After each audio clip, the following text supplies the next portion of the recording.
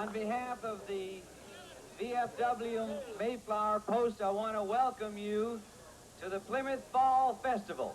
Lee, did you see your father anywhere? He's probably in the back with Annie. Now I'd like to introduce our MC for this Now, afternoon. just remember, girls, okay? Keep a smile on your face. Come on, smile. And look out at the audience and the judges like they were your friends, okay? And please, don't trip. The one and only Roger Clemens.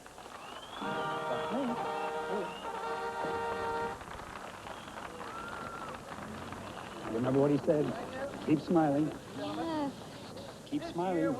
And no matter what happens, remember, you're still my favorite beauty. Right? Oh, Daddy, please. Michigan Bay, huh? Okay, let's get on with it. Our first contestant, here we are with the windows on the world, representing Clark's Screen and Glass, Miss Lisa Robinson. Jess, I don't have much time. I've got to get out front. My daughter, you know, she's in that shindig. Okay, we'll start with Angle. And now we have our second contestant, Miss Kim Tuttle.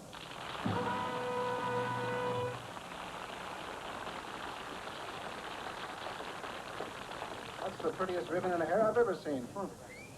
He's been spending a lot of time up in Lansing. He's got a good string up there, and he's been pulling on it all winter. Yeah, who is it? I think it's the Secretary of State. Is that confirmed? It's a good guess. Just a guess. No guesses now. It'll help, but we can't use guesses. You know that. What else do you have? Miss Harvard Electric, April Richardson.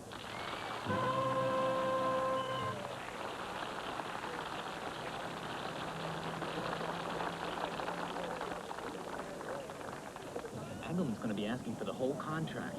That means the highway, the park offshoot, all the prep work on the bayfront. Wait.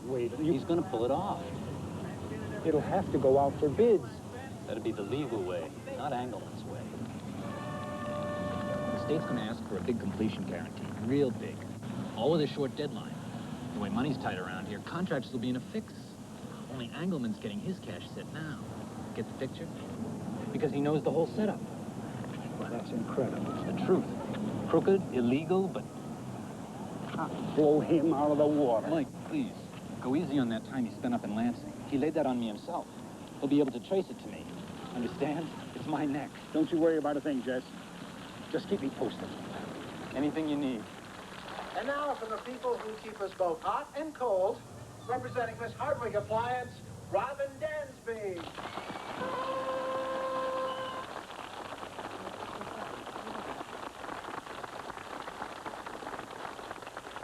Is she very nervous? Oh. And now for our next contestant, from the paper with a heart, Miss Daily Tribune and daughter of one of our leading citizens, Annie McNeil.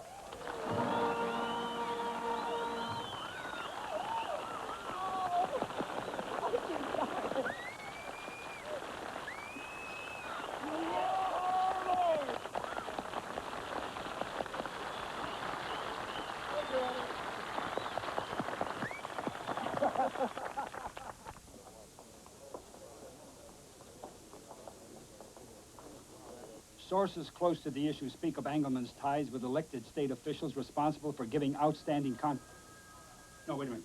Let's change that. Responsible for awarding outstanding contracts. Officials sworn to manage state affairs by the letter of the law. Engelman, who had admitted to spending large sums of money on behalf of incumbent legislators. You got the facts. Our own edition, September 1978. Refused to comment on his close ties and was silent when asked about his involvement in pending state highway development. This is St. Engelman. Good. He should rest in the bottom with all the other crooks. Sorry, Mike. Excuse me, Gordon. I have here with me Mr. and Mrs. Hall. Brady Hall? Gordon Agee, Our managing editor. Nice to meet you. Mike McNeil, our chief reporter. Sit down, please. Thank you. What's up, Bud? The Halls are looking for their daughter, whom they've traced to the Plymouth area. Oh, runaway. Well, yes, she's only 15. She'll be 16 in December. Yeah, well, you can't keep the kids away from the beach in the summertime. Here's a picture of the kid. Cindy. Cynthia Hall. H-U-L-L. I told the Halls that we'd run the photo with a headline, something like, please call home, and a caption with the girl's name, and that Mom and Dad are worried. That's okay with you? Oh, sure thing. I'll run it in the morning, first edition. We were hoping that you'd have some way of helping us find her. All we can do is run the picture. We'll let you know if anything comes in. Thank you. We understand. Our number's on the back of the photo. You're from Detroit, eh? I can hear it. Yes. We are. Did you talk to the police? Yes, we did. They said there's nothing they can do. Police told us there's a girl in the morgue with no ID. Braces. Cindy wears braces. We went down there and we looked at her. Thank God it wasn't Cindy. Just terrible, you know, not knowing anything, where she is, Well, what she's doing. probably fine, having a great time. Feeling irresponsible for putting you through all this. We'll do what we can. I'm sure you will. Thank you. Thank you. Thank you, Gordon.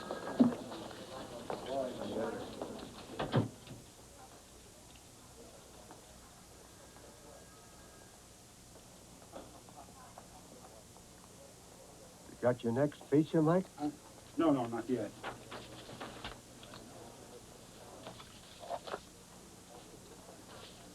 What you look like? Like any other kid, Gordon. Innocent, good-looking, well cared for. You know, you'd think they'd want to go to New York or California. Why would they want to come here? Oh, I haven't got a clue. Why did you find out?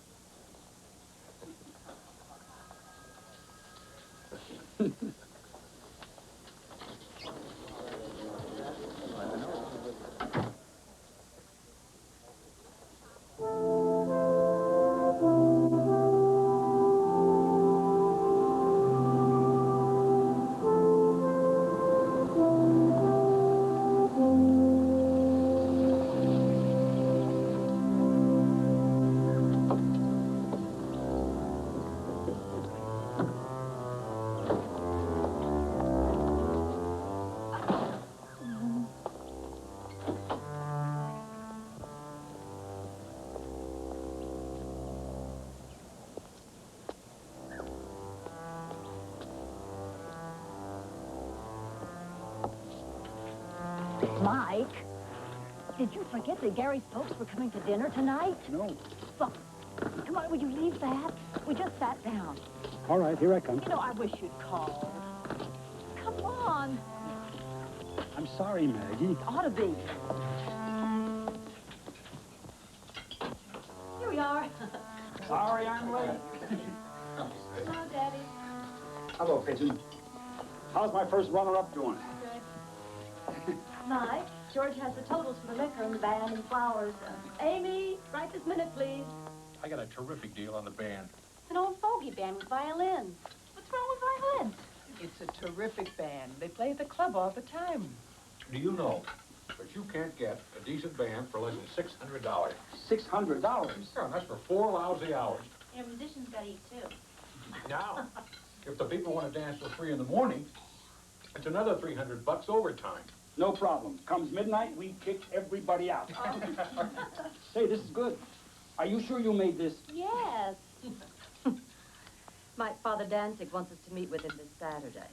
And then the following weekend, there's a rehearsal, and he wants everybody there.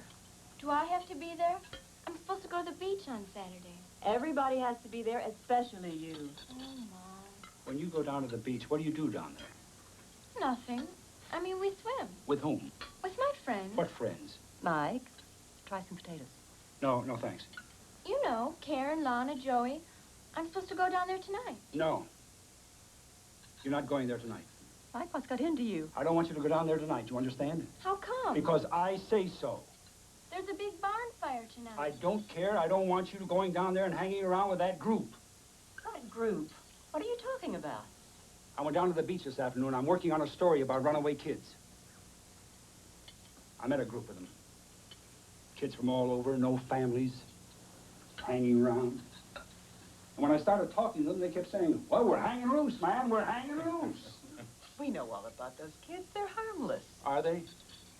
I don't know whether they're harmless or not. Daddy. Mike, you know Annie's not like that. Oh, now the beach is a big place. It's not big enough. I don't want you to hang around with that group, especially at night. I think you're overreacting. One of them's lying in the morgue.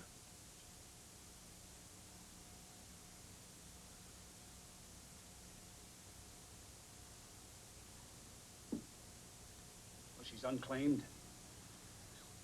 A girl about Andy's age. I don't think this is a subject for the dinner table. You're right. I'm really surprised at you. Excuse me, I'm sorry. Excuse me, sweetie.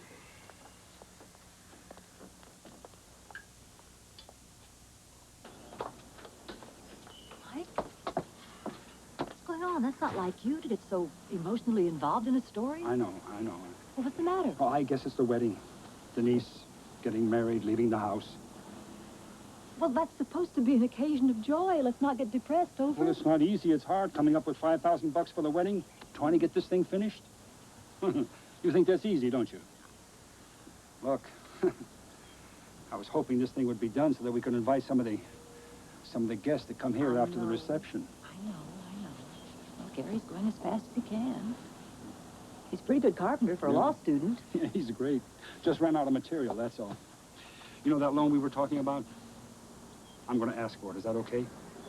I told you, it's okay. Get your loan. Finish your room. Leave your work at the office, though, will you? Okay. Huh? Okay. Come on.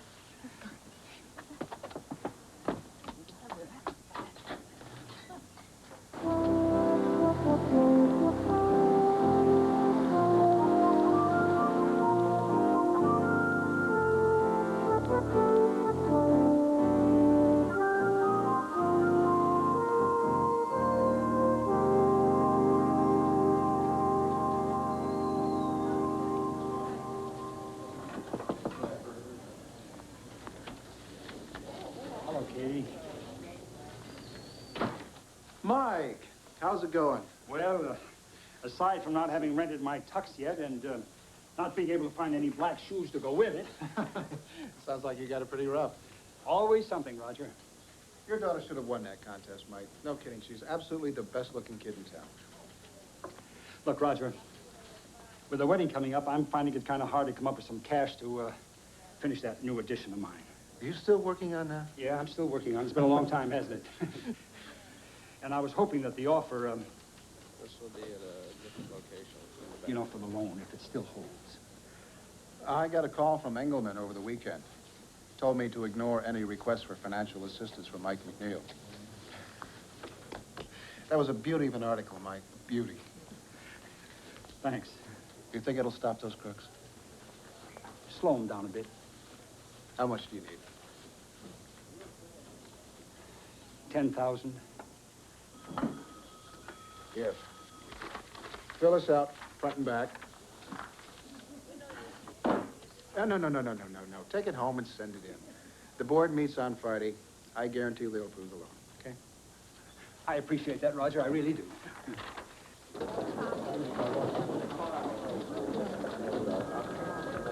Good morning, Sekulovich.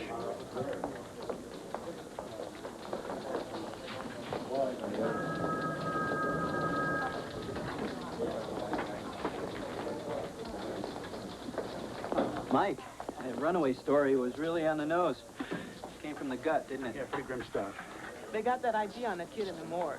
She's from Battle Creek. She's been gone 7 months. Here, I wrote it all up. I called her house. Her father's dead. Her mother's living in Detroit and working on the line. Her grandmother got fed up with looking for her. Nobody cared. Keep on it. I need all the help I can get.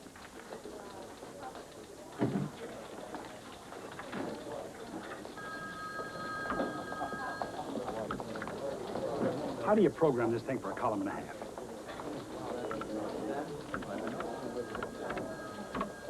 Voila.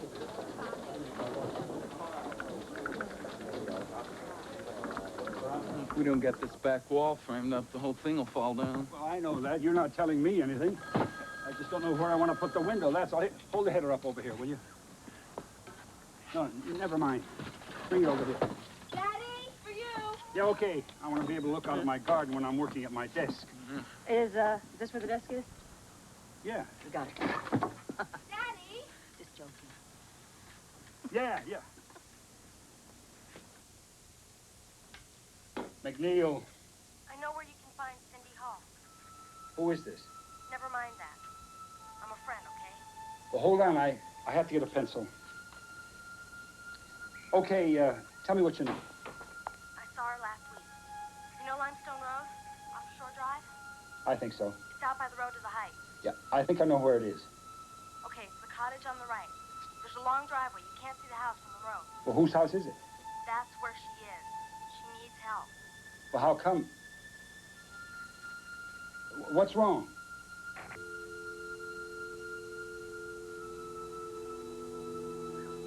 Gary, bring the car around the front.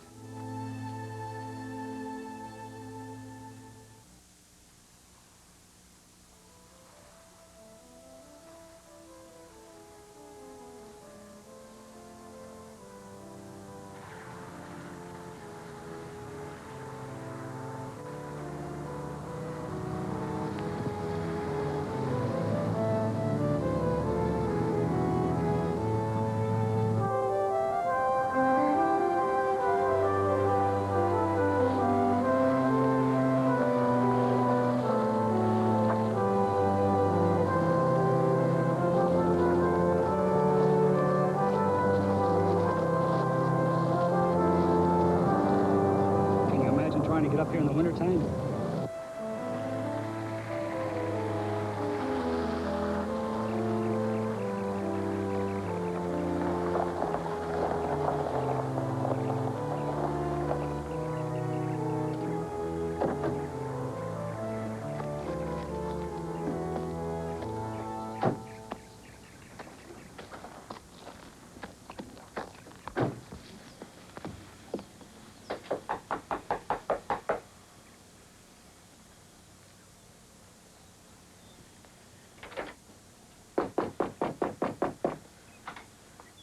I don't think there's anybody here.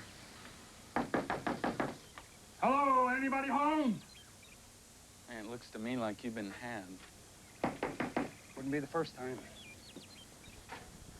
Cindy! Hey, somebody has been here. Yeah, it's a weekend place. It's lived in, all right. Newspapers all over the floor. Ashes in the fireplace. Well, look, maybe they're in town and shopping or something. Maybe we better just leave a note. You want to do that? I'm not so sure. I don't want to frighten the kid. It's better to confront them, you know. Excuse me, we're trespassing here. You know that. What, are you giving me legal advice now? You saw the signs. The place is posted. Why don't you wait until you graduate from law school before you start practicing? I don't see the sign.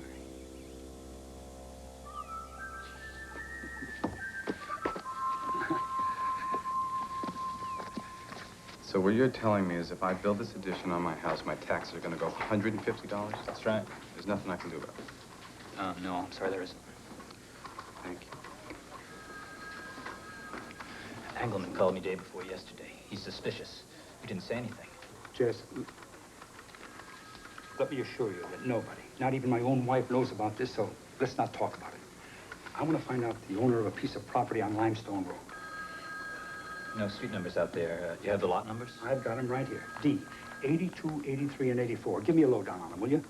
I'd like to know everything you can find out on that piece of property. It'll take a minute. Listen, I can't wait. My daughter's waiting in the car. Just call me when you find out.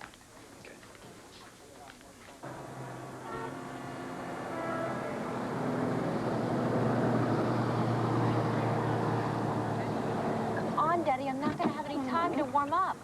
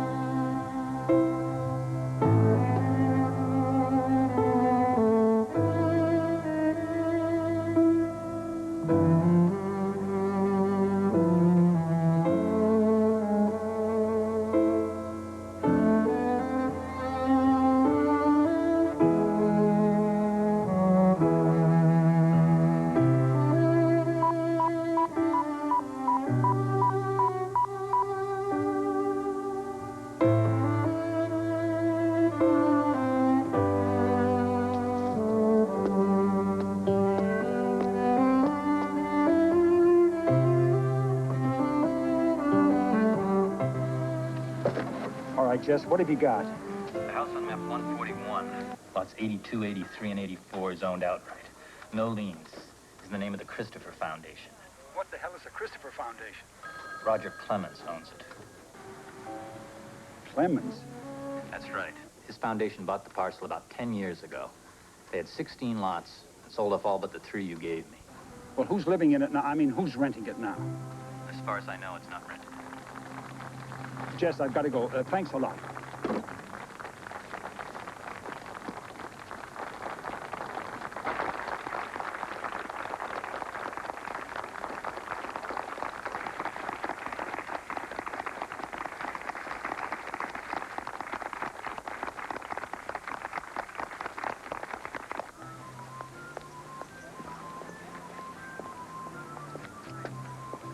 You know, you could have at least kept it turned off during the audition. Oh, I didn't know it was on. Daddy, please be careful with the strings.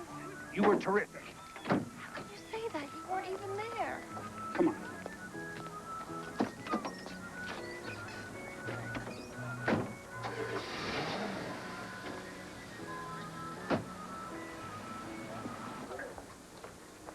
Gordon.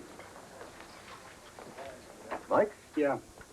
Listen, I've got something, but it doesn't make sense. So I'd like to run that girl's picture again. Cindy Hull? Yeah.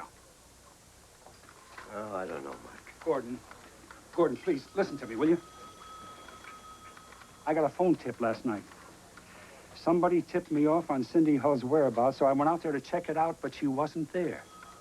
I found out the name of the owner of the house where she's supposed to be staying, and Gordon, that's what doesn't make sense. Well, what are you talking about? Who called? I don't know. That's what I'm trying to find out. That's why I want to run that girl's picture again. I want to headline it, still missing. Maybe the caller will try again. All right. Still missing. Page 1, 1 column. No, 2 columns. All right, 2 columns. Attaboy, Gordon.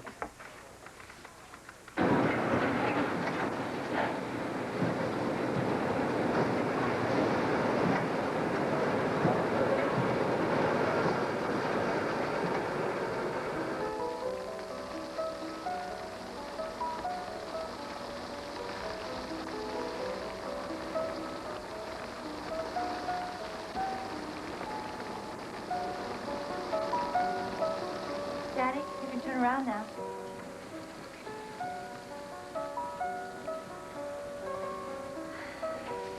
Absolutely stunning, Amy. And he's going to wear the exact same gown. Mike, you wearing a formal suit? Oh, yes. He wouldn't have it any other way. Oh, you'll all be so gorgeous. I don't know if I dare to show up with my gown, honey. When am I going to see your wedding dress? Oh, that is the pièce de résistance. You will just die, Sally. Can I see it? Go get it, Denise. No way. Nobody's going to see it until the wedding, and that goes for you, too, Daddy. That was A2 number 7 by Sharon Silver. We now continue our program Hello? with the first piano concerto by Joseph Daddy? Bruce. It's for you. I don't know who it is. McNeil, Didn't you go out to the house on Limestone Road? who is this? Look, let's stop playing games, okay? If Cindy Hull needs help, just tell me who you are and how you happen to know all this. I saw her out there. I was there. I believe you. But when I went out there, she wasn't there. So please tell me who you are. I don't know if I should. Why don't you go over and play some gin after dinner? Why not? Why don't you think you should? I'm afraid. Afraid of what? We'll just run across the back. Is the back door open? Just one moment, please. 1 second. I'll see you later, Ray. Hello, are you there? I'm still here. Why don't we meet somewhere? Someplace where it's dry. I don't know. Look, you just name the place and I'll be there in no time. You don't have to be afraid of me. If you think this girl needs help, why don't you meet me, please? There's a small gray house at 115 Crawford Drive. 115 Crawford Drive. I'll be there in 20 minutes. You're so convincing, Daddy.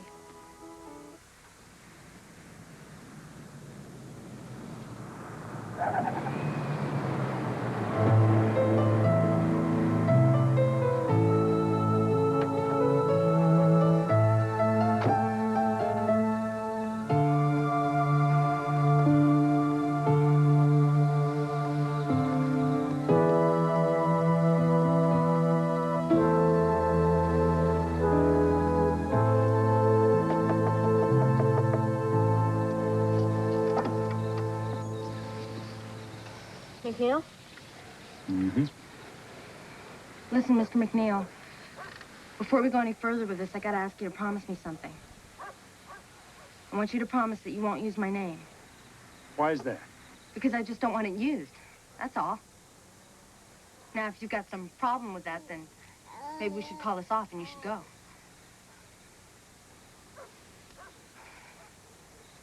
No names. I give you my word. I'm not in the habit of revealing my sources. Word of honor. Okay.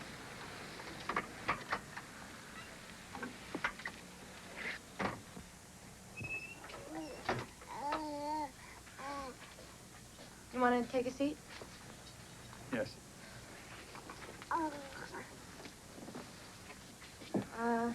Coffee? Yes, I'd like some. Okay. You know, I got a real good job these days. And, I'm engaged. I'm getting married. My oldest daughter's going to get married in 3 weeks. Yeah? Mm-hmm. Well, see, the thing is, my boyfriend, Hank, he doesn't know anything about what I'm going to tell you. Nothing. And if he ever finds out, I'll lose him. I won't tell. If this thing ever gets out, you know, I'll lose my job. I'll lose everything. Listen, nobody's going to find out. At least not for me. Okay?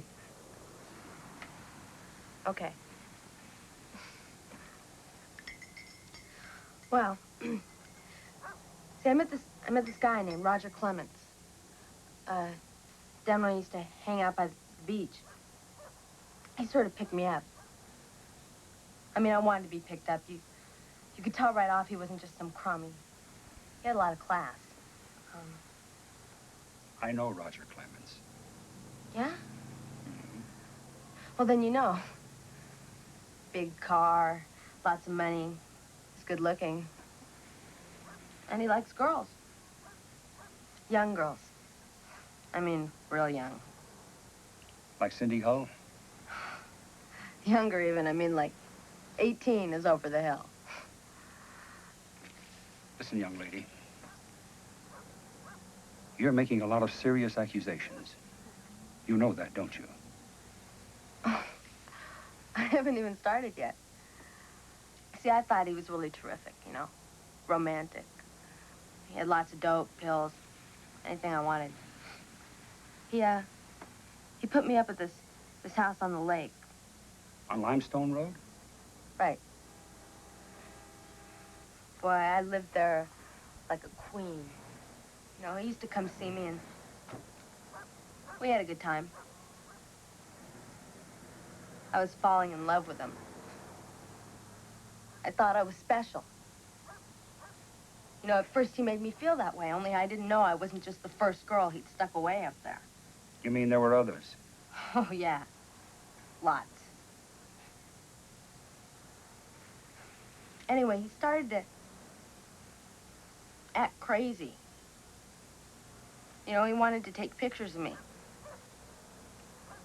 First, I thought it was some kind of a kick, but he wanted more. More pictures. You know the kind I'm talking about, right? Doing things. Those kind. What kind of things? Oh, I don't want to get into that. You can just take my word for it. Then he got crazier. He used to beat me up because I wouldn't tell him what a big guy he was. Made it real tough on me. I mean, I liked the guy. I told you I thought I loved him, but... Well, after he started to kick me around the house and everything, I decided maybe it was time to get out.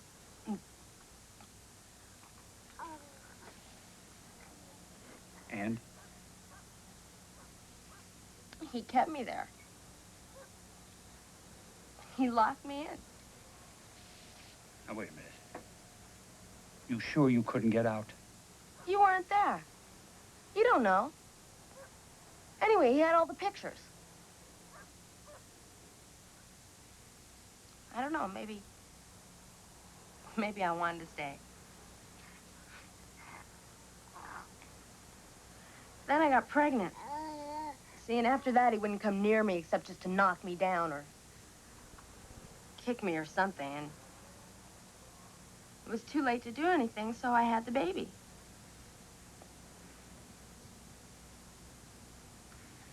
That's his. Finally, he let me go. And he gave me some cash, you know, to take care of the kid and to keep me quiet. And then I met Hank. And I got my job. And I decided I wanted to go over to the house and tell Roger Clemens to stop sending me his money because I didn't want him in my life anymore. I just wanted to get rid of him, that whole part of my life, you know? So last week I went up there. And I heard this screaming and yelling. He had another girl there.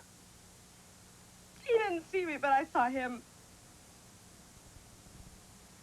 Man, he was just punching her, and she was begging him to stop. And I saw the picture in the paper, and I knew it was her. It was Cindy Hall. You're certain of that? I saw her. I was on the front porch looking in. That guy's crazy. He's got that girl and he's not gonna let her go.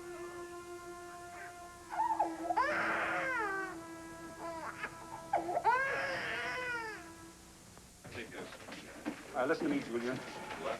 Julian, I don't care what sports feature you're working on, just drop it. Get your butt over to the police station and get the lead on this story. Do you understand? Okay, come on, let's go. And then Here we go. go back to your desk, call Gordon, and tell him the judge has just signed a search warrant. Yeah, I'm coming.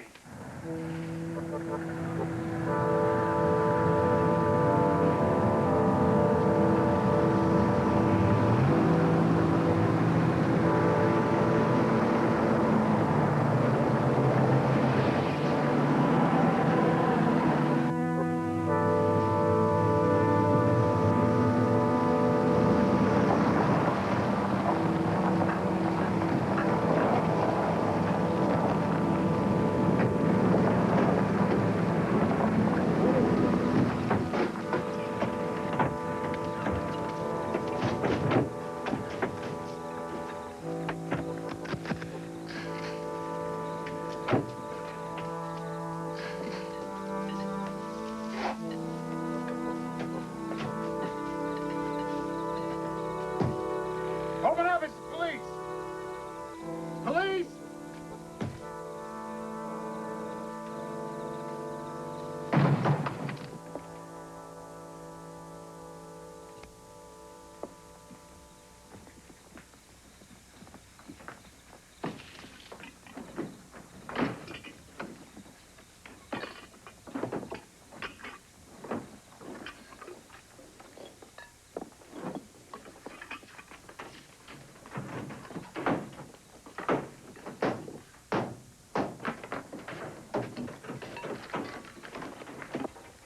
Check the basement and send somebody up into the crawl space.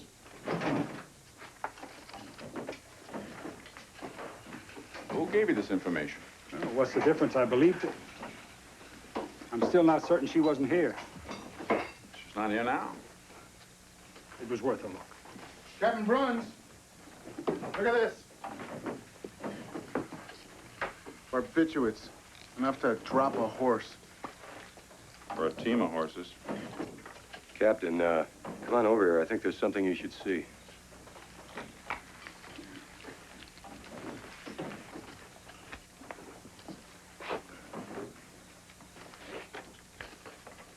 Is this the whole kid?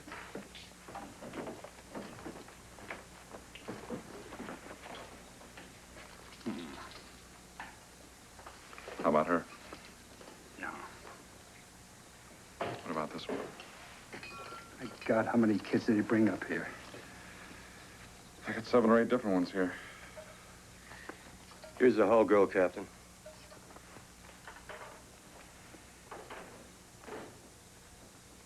That's her. And here's a picture with Roger Clemens in it.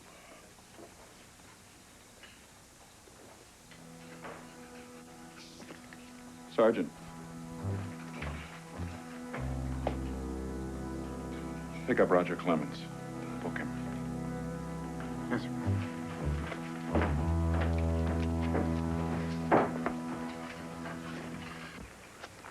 6A11, 6A11, ambulance injury, 736 Sycamore, code 2. Armed with a search warrant, Plymouth Police launched a pre-dawn raid this morning on a Hidden Lake house owned by Roger Clemens, the prominent... Yeah, that's right, Roger Clemens, the prominent local banking executive, who every year is the master of ceremonies of the Plymouth Fall Festival beauty pageant.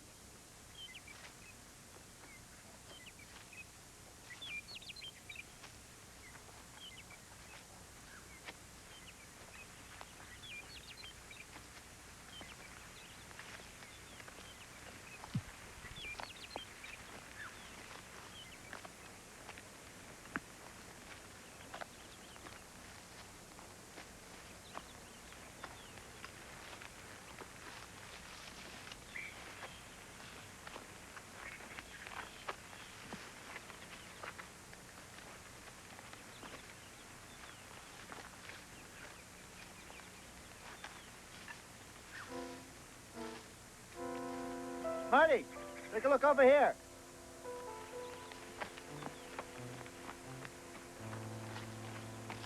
Hey, get the captain down here. And bring some shovels.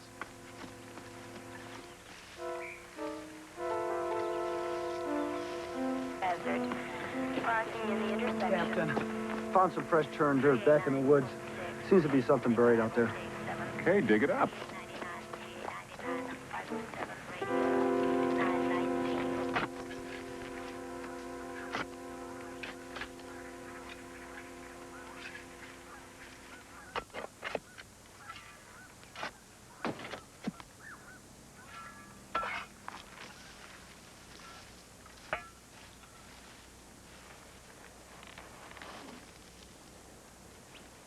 It's a girl, Captain.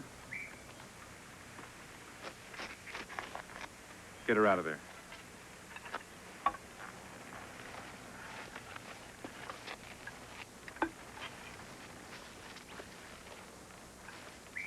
That her?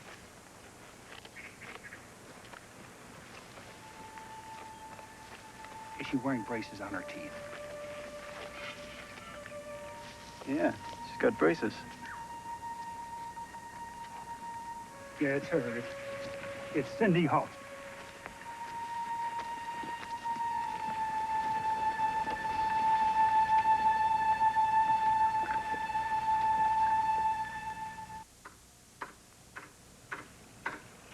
Hi, Daddy. Hi, sweetheart.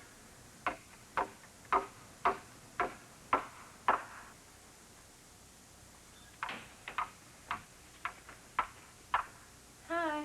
Hi, sweetie.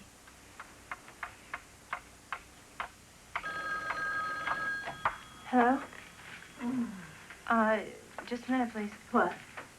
He's not here. He's not here. He's not here right now. Can I take a message? Yeah. Wait. Okay, here. Okay. Here. Wait, I need to finish. Never mind, you finish that later.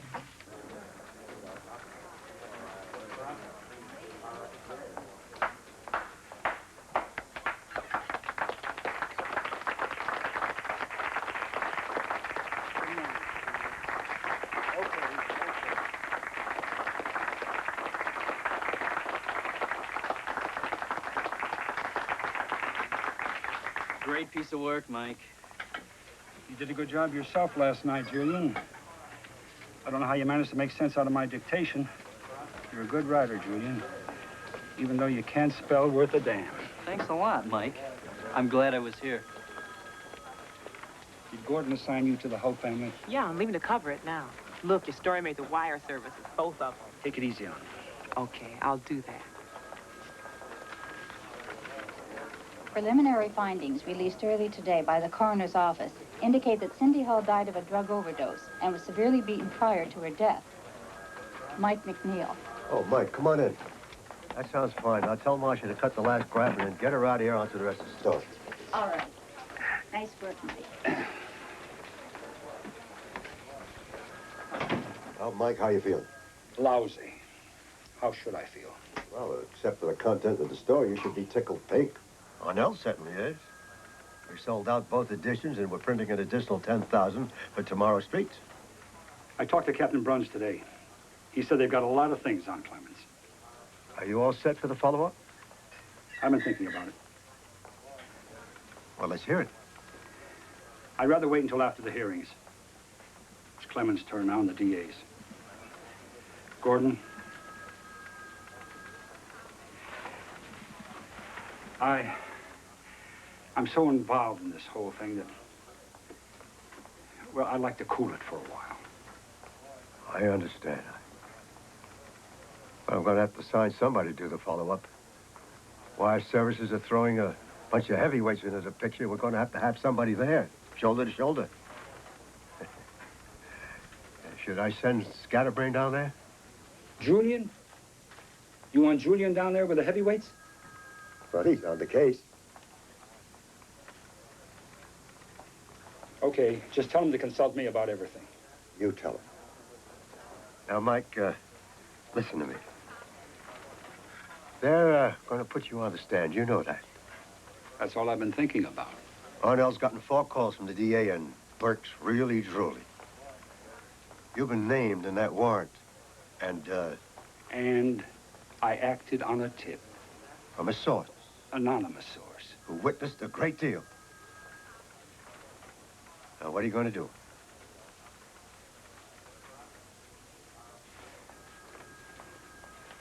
Mike?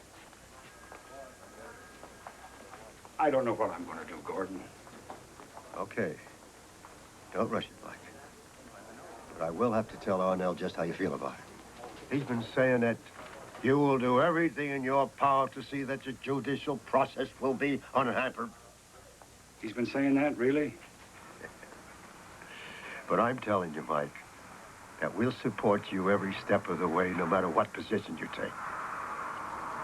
And I guarantee it. This is the case of the people against Roger Ward Clements. Mr. Clements, you are before this court arraigned on the charges of murder in the 1st degree, kidnapping, rape, felonious assault, endangering the welfare and morals of minors, unlawful imprisonment, contributing to the delinquency of minors, illegally disposing of a body, sexual abuse, possession of controlled substances, manufacturing and possession of lewd and indecent materials. How do you plead? The defendant pleads not guilty. You have a right to a preliminary hearing to determine the validity of these charges and counsel. What is your pleasure? Your Honor, this warrant is a disgrace. We move to have a preliminary hearing at this time.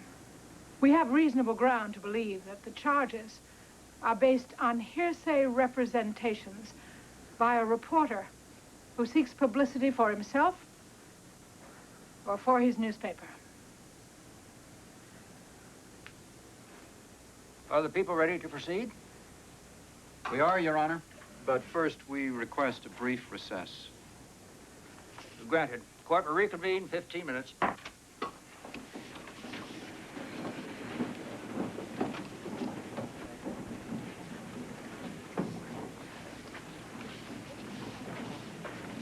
Mike.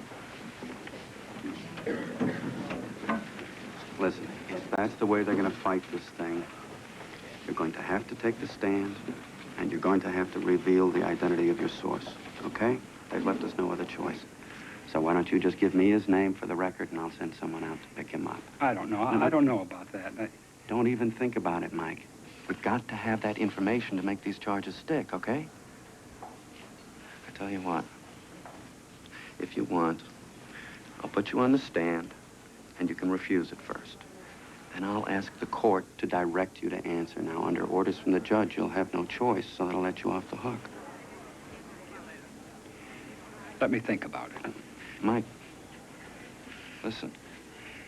Do you want this guy to get away with murder after everything he's done?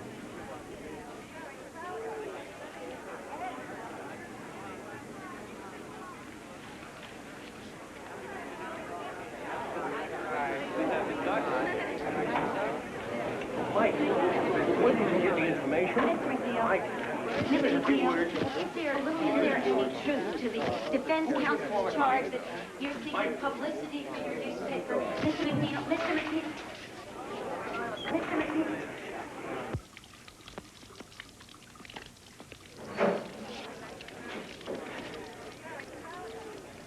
I'm David Lerner, New York Herald. Well, I'm honored to meet you. I thought you were older. At least you write like you were older. I never expected a big-time writer like you to be interested in a small-town murder case. That's not why I'm here, and you know it. I like to flatter myself in thinking I can smell a big story in the making. No big story here. Sorry. Oh, no? How about your choices? I mean, you do have to make some choices, don't you? Big choices, big stories. Mr. McNeil, you are named on this sworn affidavit as the reliable informant upon whose information the defendant's property was subsequently searched. Are you not? I am.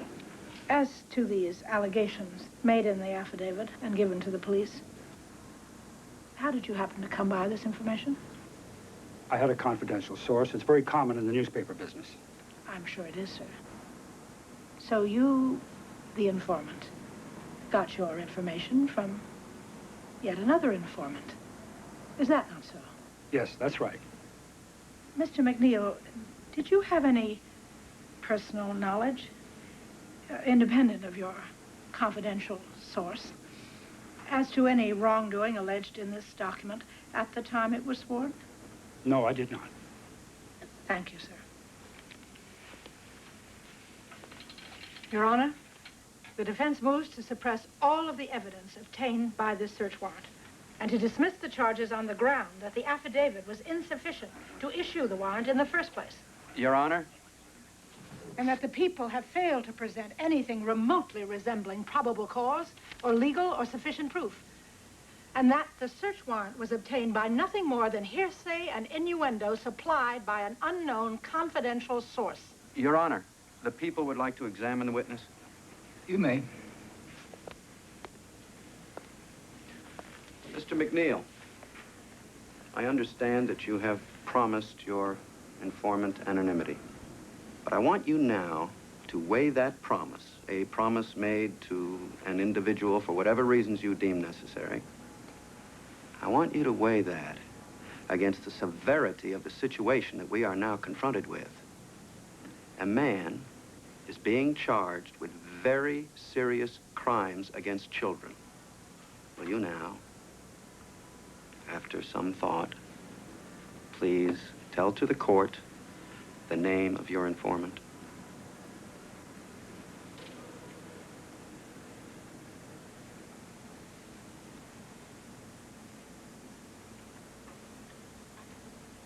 I'm sorry, I can't tell you.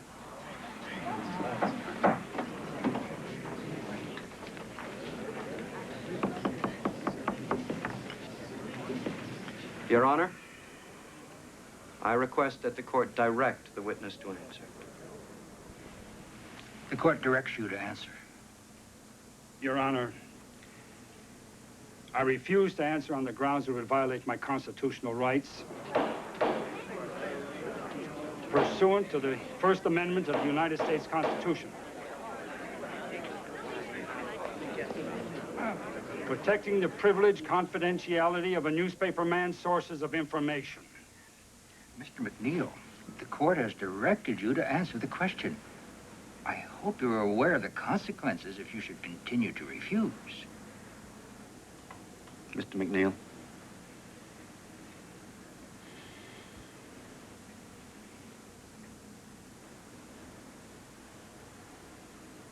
I'm sorry. Order, please. Order, please.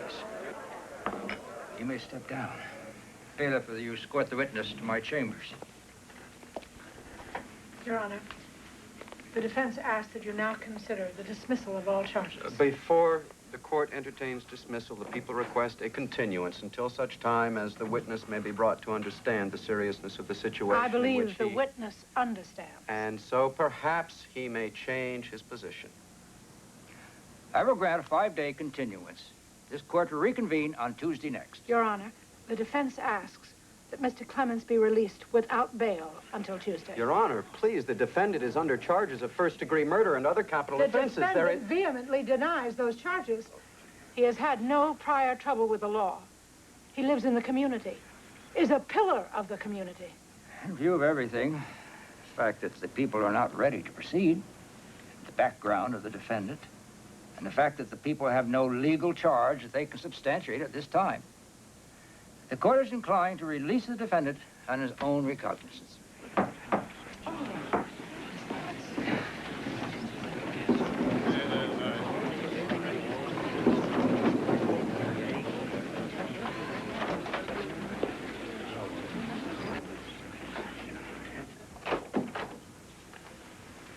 Michael, everything I know about you suggests to me that you are, well, fair and square.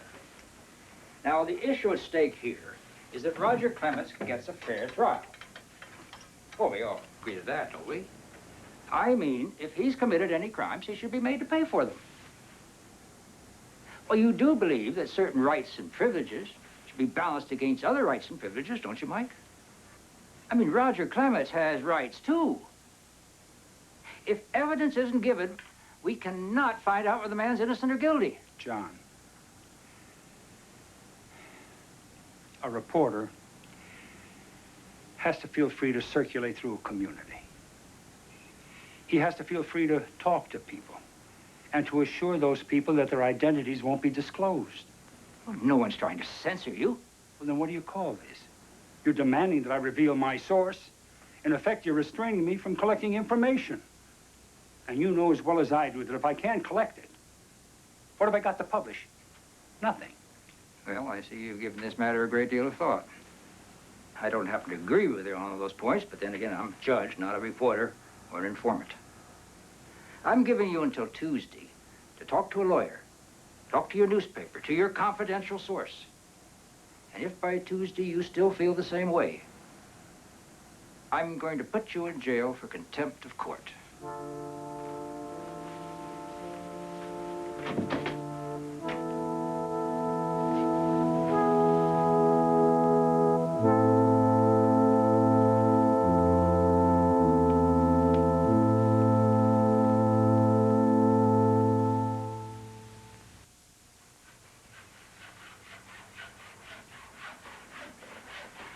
Mike, how do you feel about the prospect of going to jail?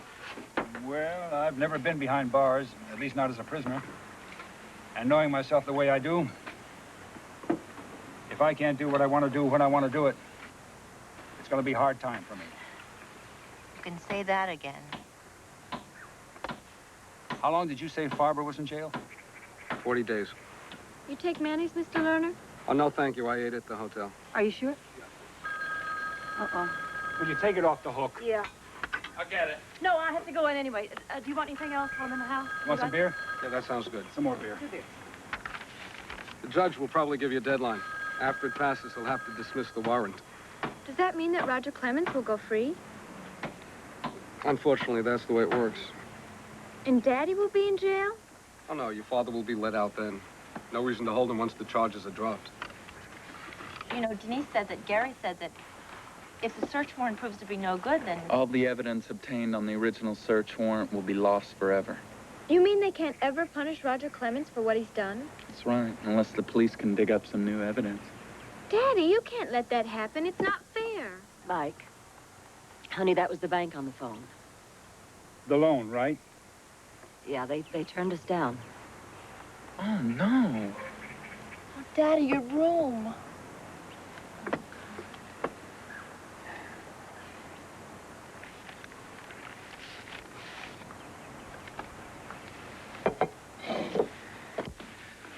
But, Mike, we've got an airtight case against Clements. Let me ask you something.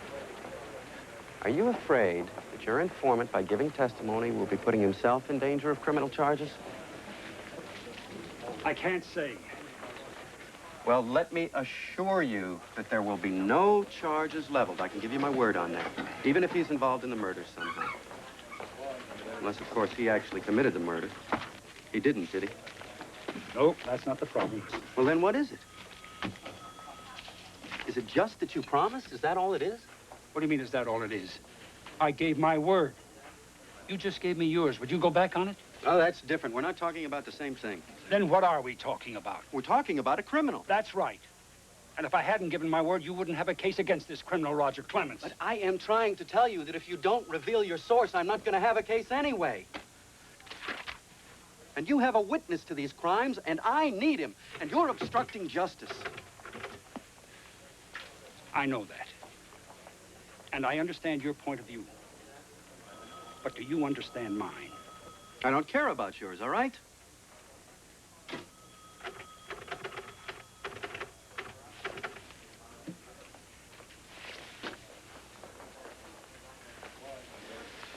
Look, why don't we just get this thing settled, huh? You can swallow some pride for a moment and then be satisfied when they slam Clemens' butt in the pen. And let me tell you, because I'm familiar with that feeling, it will give you the greatest satisfaction.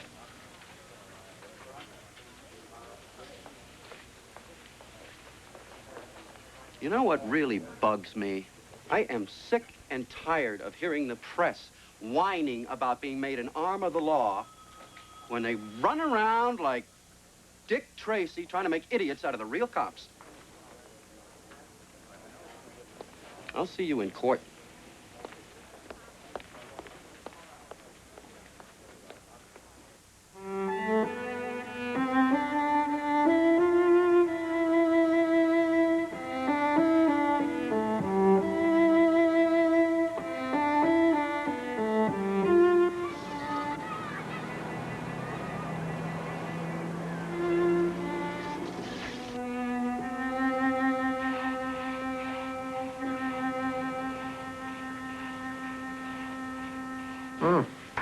Bravo.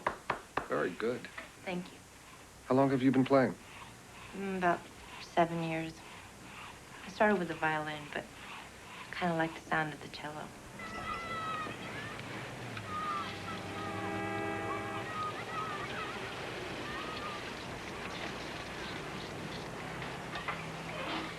Hi, Ray.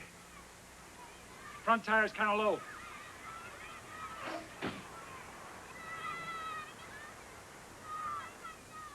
Why did you come here? Because I had a hunch that your father was going to be a very special man. And I was right. You know, a lot of people have principles until it costs them something.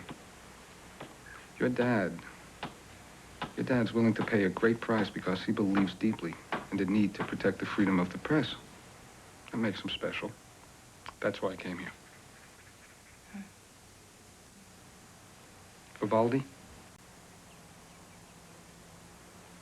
Yeah.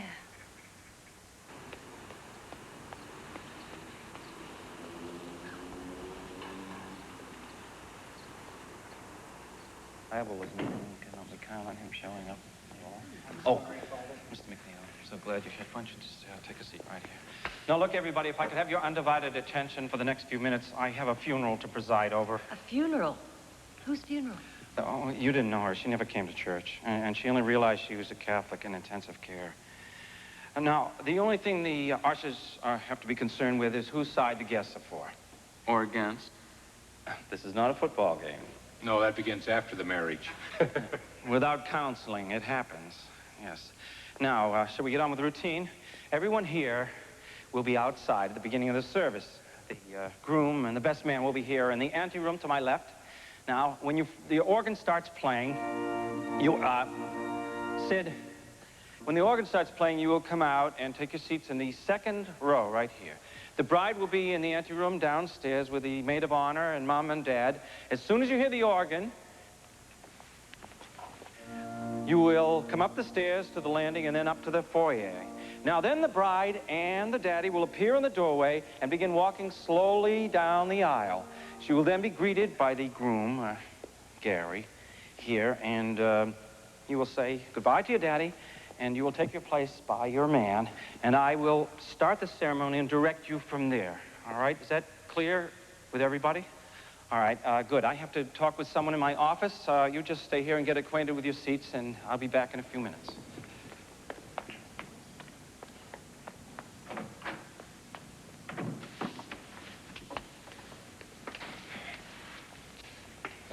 Mike, I'm concerned about you. Are you, George? That's nice. But you don't have to be. Well, it's really not that simple. Now, Maggie mentioned to Gloria that you might not be here next Saturday. You might be in jail. There's a good possibility of it happening, George. Mike, you don't have to go to jail. I've been over it 100 times, and if the judge wants to put me away, that's where I'm going to be next weekend. It's not like you're the criminal. I mean, that's crazy. That perverted son of a... I mean, he's the one who should be put away, not you. Life isn't fair, George. But you're doing it to yourself, don't you see? No, I don't see it that way at all. Well, you know, the worst part about this is not that you will be in jail, but you have the power to put him in jail. Now, I don't know how to say this, but what you're doing is a terrible thing. You're letting a criminal get away with murder. And I won't hesitate to tell you that I'm not the only one that sees it that way. Oh? Tell me about it.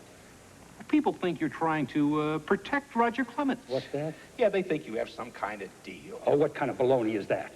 I practically had to drag the police out there and put shovels in their hands. If it wasn't for me, they'd still be passing out speeding tickets on Michigan Avenue. And I don't care what they say. Those are the same people who, when they were shown the preamble to the Constitution, said it was the Communist Manifesto. Yeah, well, don't you see what it looks like? I mean, if you and Clements wanted to arrange something to get him off, well, this is a perfect setup. Yeah, where did you hear that? In the barber shop? No, as a matter of fact, at the club. At the club? Is that all you idiots have to do down there? Michael, you're in a church. I don't give a damn. Daddy, please. Well, did you hear what your father-in-law's trying to say about me? He says that I'm trying to help Clemens get off. Can't you people wait until after the wedding? Well, I don't know whether I'm going to be here then, Gloria, so I might as well get it over with. Listen, you. Why don't you and your friends stick to figuring out how to get your golf balls into that little tiny round hole?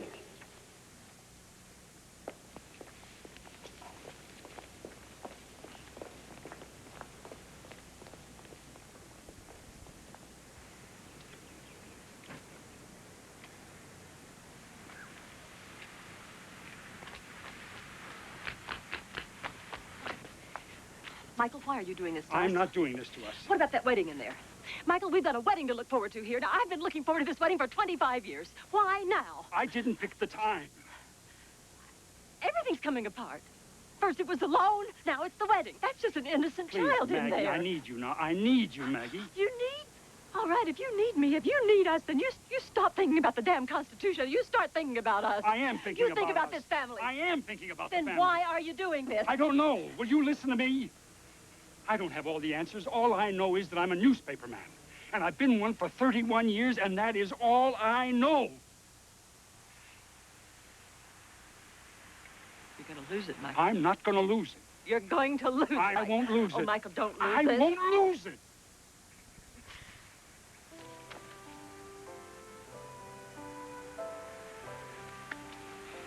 I'm hanging on for dear life.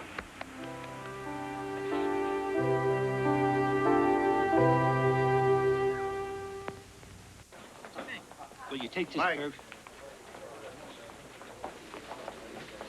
So far, so good. Take this paragraph here. The one about the pills, put it up closer to the top because it comes much too late. Okay.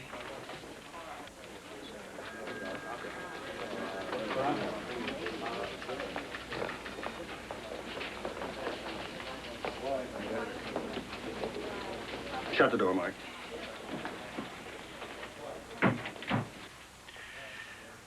Now, I'm not going to beat around the bush. I want you to get this business over with tomorrow. You understand me?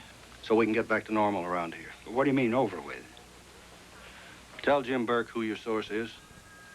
Let him go out and pick him up so we can get on with the trial. Who set you onto this? Who? Citizens Trust Bank, for one. They pulled out their ads for the week. So did Marshall's Lumber and Irwin Department Store. Called me up early this morning. Very early in the morning. Arnell, you're the publisher of this paper. You don't have to remind me of that. I've had plenty of reminders all weekend. Mike, I want Clements to get what he deserves, as much as you do. As much as anyone in this town. I want it to happen. I want it to happen fast. You understand me? Well, you said you were behind me on this. I never said any such Well, thing. Gordon did. Gordon doesn't own this paper. I do.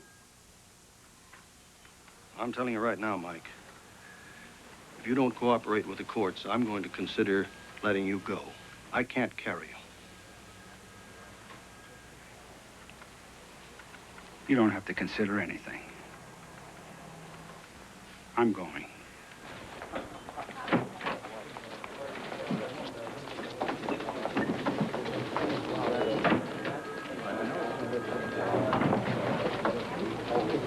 Oh, my God. You're not going to believe this, Marty. The police are raiding the city room. That's right. Did you get that? Hey, this is my desk here. Back off. Hey, what the hell is going on here? Just shut up, Sonny, and move away from the desk. What are you doing? Get away from here. We're just following orders. Let me see it. Let's see the warrant. What are you doing? That's my private drawer. If you break that, to get a newspaper. Just doing my duty. I need my newspaper. Just hold on until I get back. Stay away from the desk. Everybody get away from the desk, please. This is against the law. Oh, and what are you, a lawyer? Now, which one's McNeil's desk? Runs. What do you want? Information, Mike. All the information you've got on the Cindy Hull case, and on the runaway story, and on Clements. I've got a warrant here. It's all on the level. It's all named in the affidavit. Stand back. Come on, stand back. You have no right to touch my Are you going to tell me which desk is yours, or do we turn them all inside out? Let me see that. This is McNeil's desk here, Captain. Some of you officers start going through the file. Now, look, lady, you can be arrested for obstructing justice. Now, you don't want that, do you? Marshall, get away from there.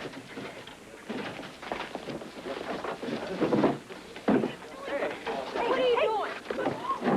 Sorry, Mike. I'll give you evidence. Take all this evidence. Take it all. Here. I'll give you all the evidence you want. Take this.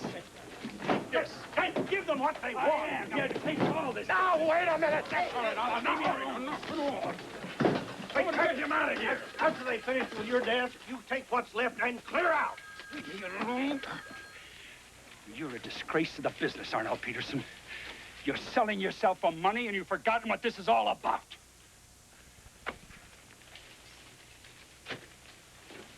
And I'll tell you something else. They're not going to find what they're looking for.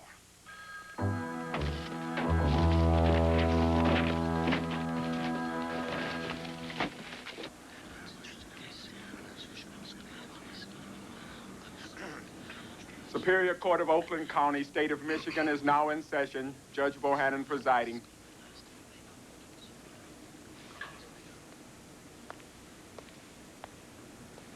Mr. McNeil, I guess we can just pick up where we left off last week. You are still under oath. You are still under the judge's direction. Please tell to the court the name of your confidential source. I will not reveal my informant. Your Honor, I have no choice but to find you in contempt and to summarily remand you to the county jail until you change your mind. Oh, you don't need them, Daniel. Sorry, Mike, I have to. I respectfully request that personal bond be continued for my client, Your Honor. Request granted, Miss Spinner.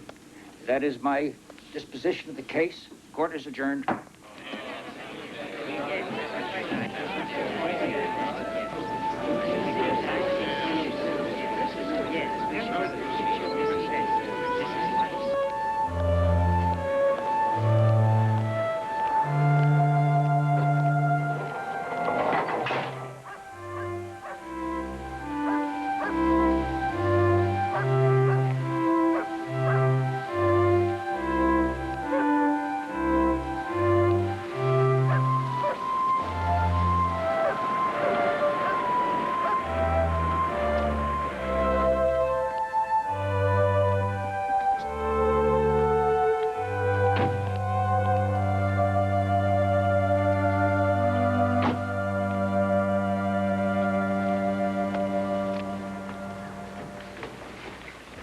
Amy, I'm going to take a beer, all right? Sure.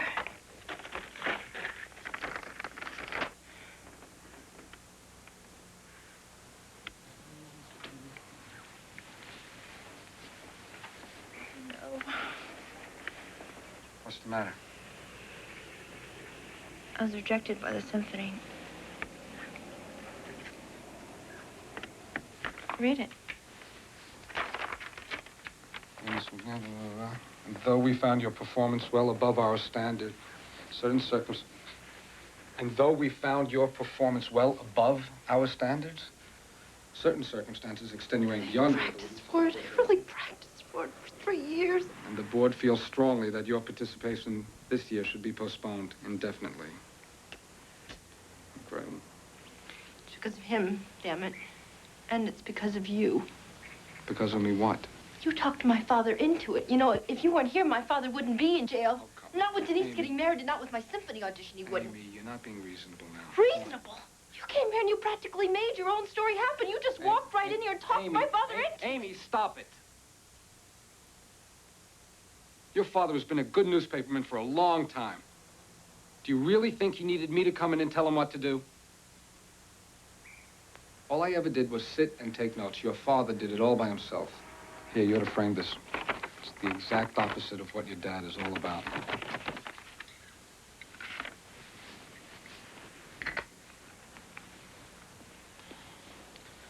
I'm sorry about your audition.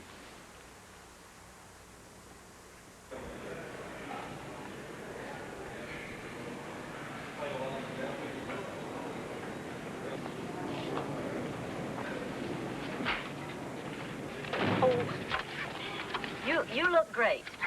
You look wonderful. How do you feel? I played my first basketball game in 25 years. You better be careful. You're not in such good shape. Who won? I won. I'm winning. Take a look at this. And he cut these out. What's all that? Encouragement. Articles about you in Dissent, critical speeches, Time, even the National Review support you. Well, what'd you expect? They're my colleagues, aren't they? What's that? That's my story about you. Ran in the Herald yesterday.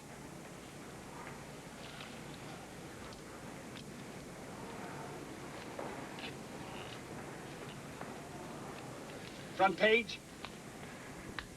I always wanted to be on the front page of the New York Herald. Of course, I wanted it to be a story by me, not about me. Hey, be happy it's not your obit on page 44. I'll leave them for you. How are the kids? The kids send their love. They miss you, of course. We all do. Denise and Amy are going to come down later. They won't let Annie in, you know. Terrific. Mike, we're all a little bit concerned about you being in the wedding. Gary wants us to talk to the judge, but Denise wants to postpone it. No. No way. You go right ahead with it. After the way I acted with George at the rehearsal, maybe it's better if I don't show up.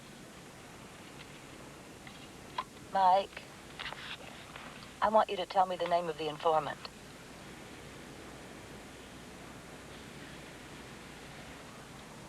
No, just so I can go and talk. Absolutely not.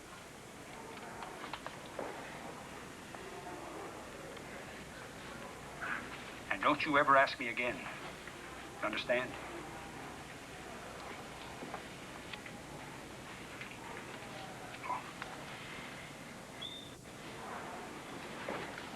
I love you. I love you too.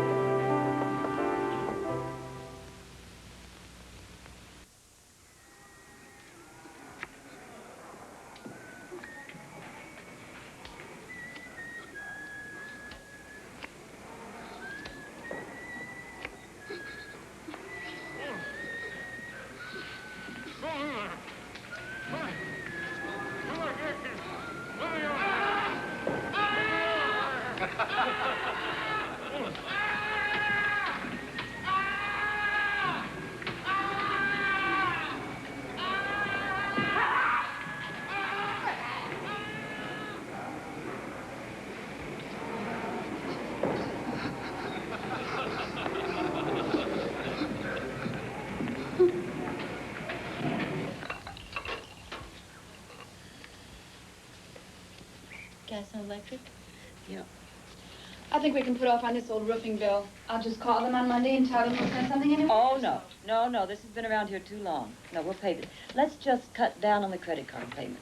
Pay the minimum. Now, don't forget you still have to pay interest on that, okay? It's like a loan. I'm aware of that. Checkmate. You know, I just thought for sure you'd tell me. I just know if I could talk to that person. You know, I was there when Daddy got that call. And I remember him writing down the address. Do you remember it? I remember the number. It was 115. But the street... It was Dawson... something like that. Now, wait a minute. You told me that he said he'd be there in 20 minutes, and he left right away, right? Right. Okay, well, if it took him 20 minutes, it must have been somewhere on the north side.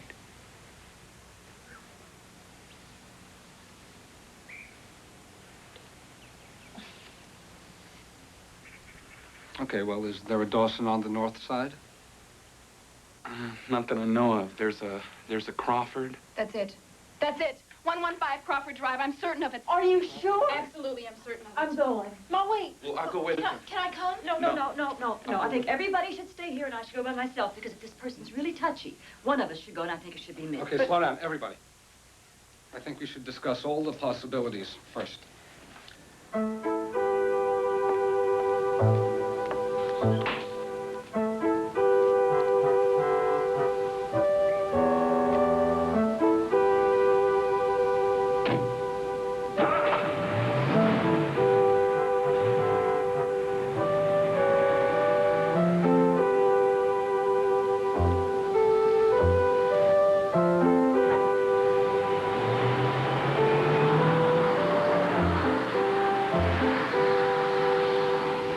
14 to Central. I'm moving out after the lady.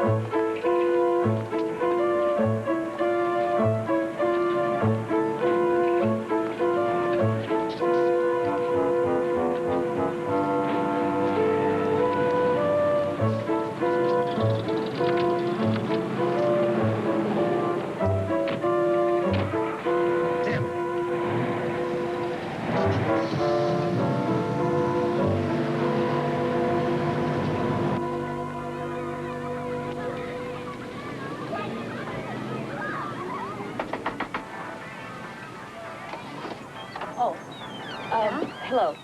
Who is it, hon? My name is Maggie McNeil. I'm Michael McNeil's wife.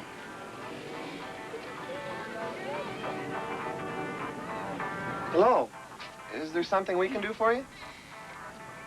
Maybe it would be better if we just talk alone, if you don't mind. Bev? Yeah, that's a good idea, Hank. Why don't you leave us alone for a few minutes, okay? Is everything all right? Yeah, everything's fine. I just have something sort of personal I'd like to discuss with Bev. Yeah, why don't you come in? You want me to take a walk? Yeah, why don't you do that? And take the baby, too. He looks like he could use a little fresh air. Oh, okay. Come on, Patrick. Let's take a walk, huh? You and me. You take me for a walk, and I'll take you for a walk, okay? Thank you. Hey, sweetheart. Put his jacket on. Okay. Yeah, you bet I was scared. When I heard about that hearing, and I heard your husband was being pressured, I thought I'd had it. I know this isn't what you want to hear, but when I read that he refused to tell about me, you don't know how relieved I was. He's a very dedicated man. I guess I've been hoping for some kind of miracle, Beverly. Something so Mike could be relieved of this awful burden. And so Roger Clements could be tried and put away.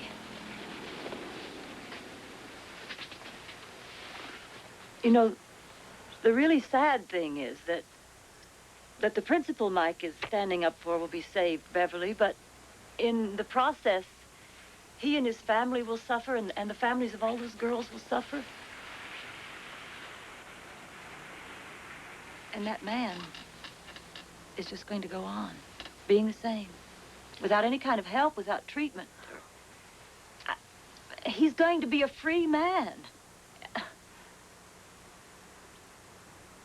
I came here today to see if you're willing to make any kind of sacrifice Look, to help. Mrs. McNeil, there are plenty of people in this world, like your husband, who are willing to make sacrifices. I am not one of those people. I don't believe that. No? Did you see Hank with my baby? Now, he's got no idea that I'm the kind of person I once was. And he's never gonna find out. It would kill him. How do you know that? Do you really know how he'd react? No. But I'm not gonna take a chance to find out. I'm too scared. I don't want to lose everything now. See, when I'm with Hank, somehow I feel like a respectable person, you know? Like you.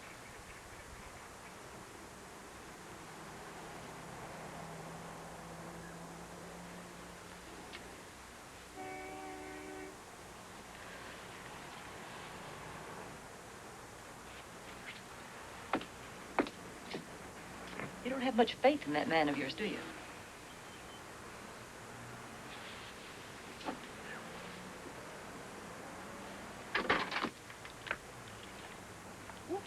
Don't go out. Don't go out.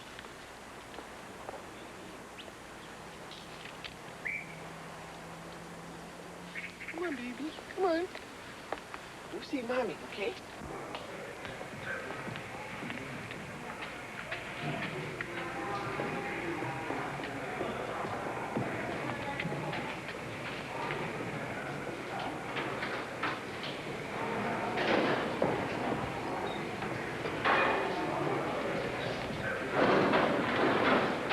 Some folks have got connections, then some folks don't.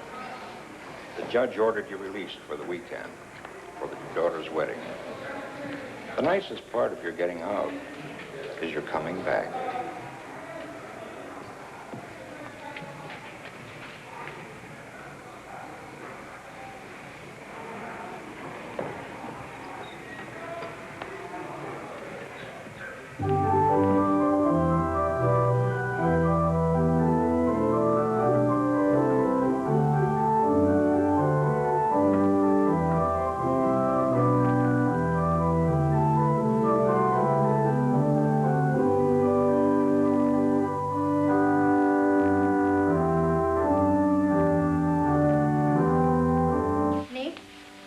bail? Not yet. What time is it? Oh, I don't know. It's probably about time. Amy, where's Annie? Annie, sweetheart, run and tell Daddy to come down. Does that feel too tight? No. Daddy, are you ready for us? 1 minute, just one more minute there. Thanks. Let's do the I don't know why they're taking it out on Denise and Gary. Ta-da! We're sorry we're late. It's my fault. I drove. Oh, I'm glad you came, Gordon. Well, did you think we wouldn't? Well, nobody else did, except some of Gary's friends and family. Everybody that we invited from town didn't show. Oh, sorry, Mike. Oh, I can't believe it. Mike, you'd think they'd overlook? Come on, don't let it ruin your day. It's not gonna ruin mine. Good, Gary. Thanks, Gary. Go on, take a seat, will you? Mike? Honey, don't you think it's about time we got started?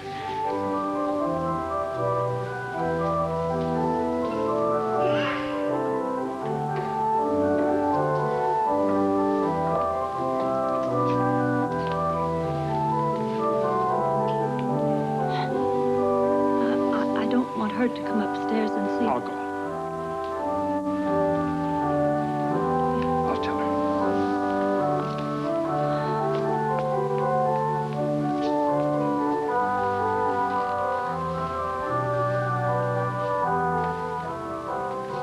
Is my veil on all right?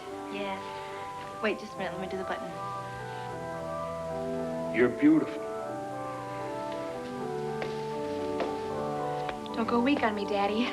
I need you to help me down the aisle.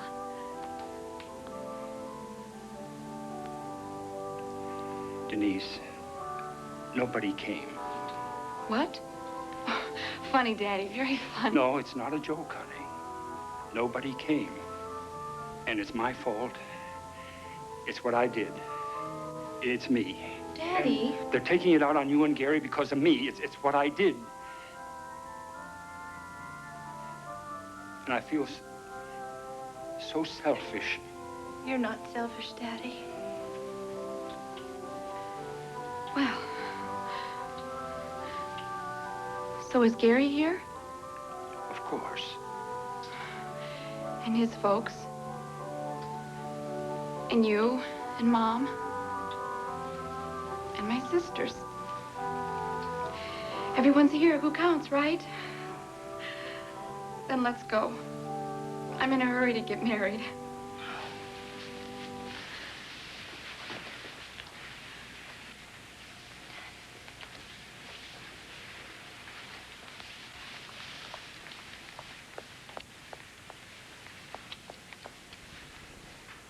I'm sorry, honey.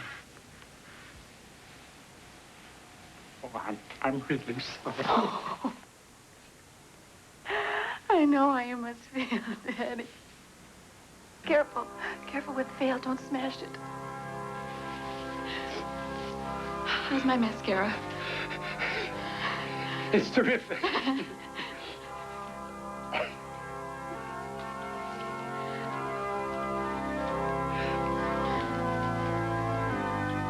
I love you. You're a wonderful daddy.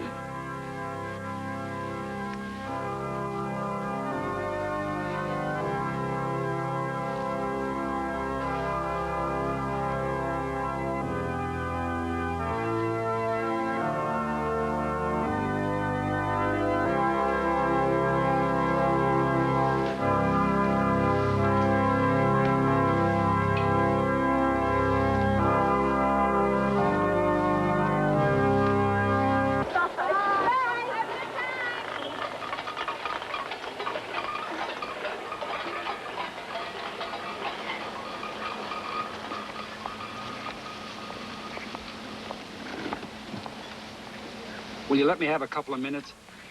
Thanks.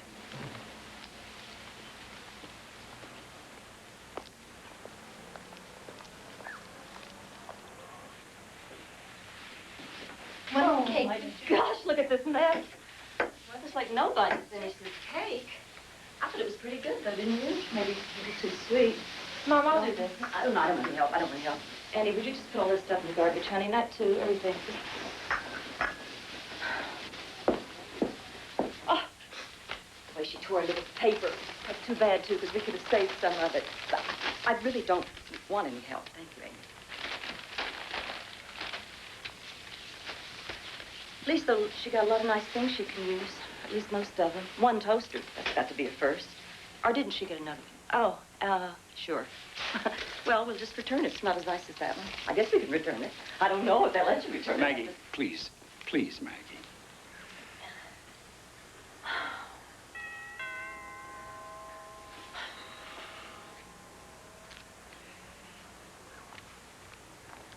It's okay, I'll get it.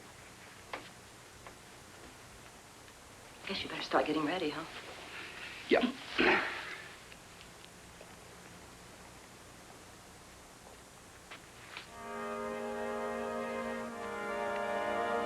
It's not too late, is it, Mr. McNeil?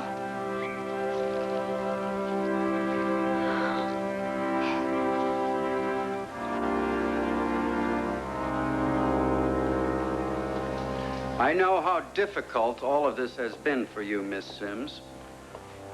Reliving an experience that anyone would want to forget. It has been a terrible ordeal. Now, would you please point to the individual who has caused you such suffering?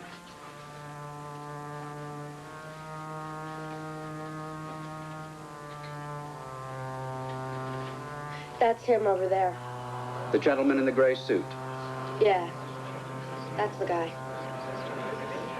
Let the record show that the witness has identified the defendant. The record will so indicate. Any cross-examination?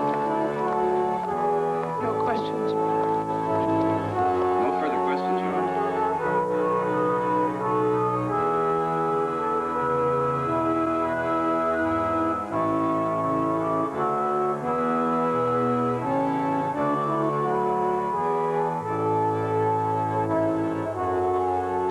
Abby agrees to be used as a decoy to nail St. Clair, and Val finds out Gary is still alive. Then Mac and Karen decide to separate. It's a touch of drama tomorrow night at 10 on Knots Landing. Now stay tuned for Channel 2 Eyewitness News Late Edition coming up next.